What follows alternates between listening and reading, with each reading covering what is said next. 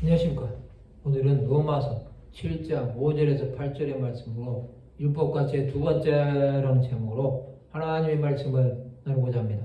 본 말씀은 우리가 육신에 있을 때에는 율법으로 말미암는 죄의 종력이 우리 지체 중에 역사하여 우리로 사망을 위하여 열매를 맺게 하였더니 이제는 우리가 얽매였던 것에 대하여 죽었으므로 율법에서 벗어났으니 이러므로 우리가 영의 새로운 것으로 섬길 것이요 율법 조문에 묵은 것으로 아니할지니라. 그런데 우리가 무슨 말을 하리요? 율법이 죄냐? 그럴 수 없느니라. 율법으로 말미암지 않고는 내가 죄를 알지 못하였으니 곧 율법이 탐내지 말라 하지 아니하였더라면 내가 탐심을 알지 못하였으리라. 그러나 제가 기회를 타서 계명으로 말미암아 내 속에서 온갖 탐심을 이루었나니 이는 율법이 없으면 죄가 죽은 것임이라.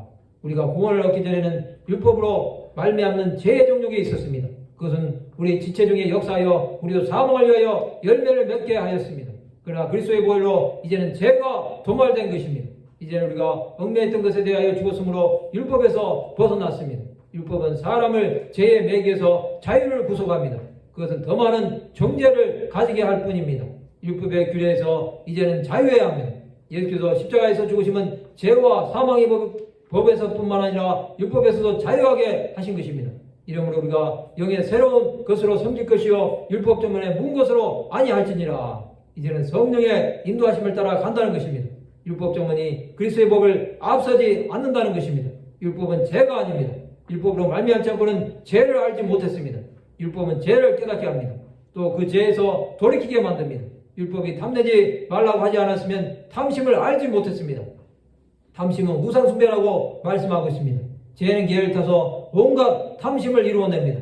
율법이 없으면 죄가 죽은 것입니다. 또 죄가 다스리는 세상이 되는 것입니다. 사탄은 율법이 없기를 원합니다. 그는 도둑질하고 죽이고 멸망시키는 자입니다. 세상의 것들은 율법이 없으면 다 가치가 없는 것들이 되는 것입니다. 율법은 죄의 기준을 만든 것입니다. 죄는 사람의 영혼을 파괴합니다. 또 사람의 존귀함을 깨닫지 못하게 하는 것입니다. 죄가 있는 사람은 스스로 정죄에 빠져서 아무것도 할 수 없습니다. 율법을 죽게 만드는 것은 사람의 죄입니다. 우리는 율법을 알게 되면 감사해야 합니다.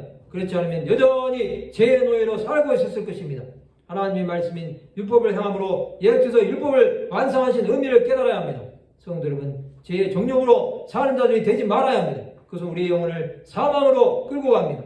예수 그리스도의 복음으로 행하신 자들이 되어야 합니다. 그럴 때 하나님의 함께하심이 있을 것입니다.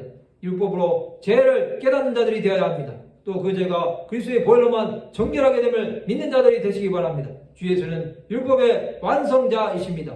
말씀을 마치고자 합니다. 율법에서 벗어나 성령의 인도하심을 따라 하나님을 섬기는 하나님의 백성들이 되시기를 주님의 이름으로 축원합니다.